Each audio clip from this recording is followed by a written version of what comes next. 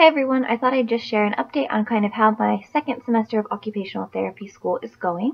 At this point, we are about 2 weeks out, I think, from spring break, so we're almost halfway through. I have a couple of midterms and tests coming up this coming week and then the week after, and then I go on my first fieldwork 1. So I just thought it was a good time to kind of give you guys an update.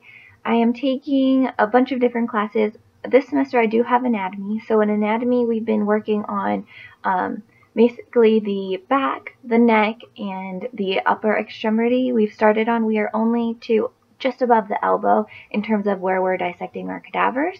But that's about where we are. We're mostly focusing at this moment on the brachial plexus. So that's what's happening in anatomy.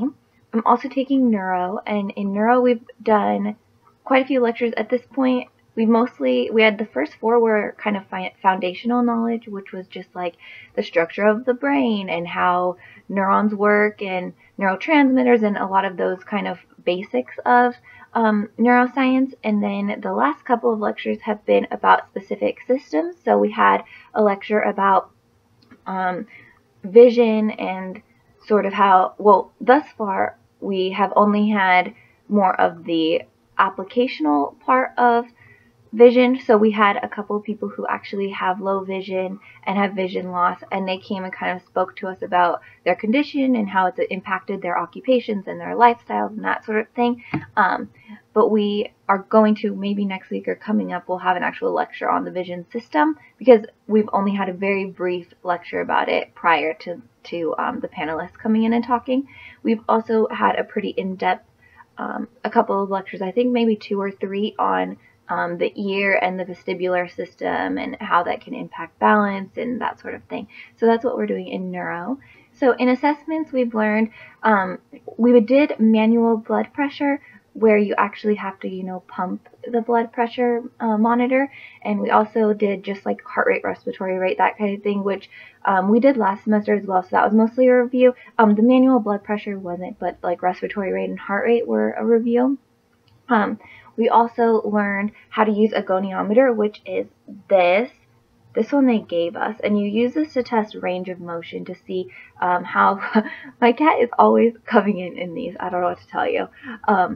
So you use this to measure range of motion and just how far joints can move, and then you can compare it to normal or compare it to how they, like previous measurements, to see if they're progressing, that kind of thing.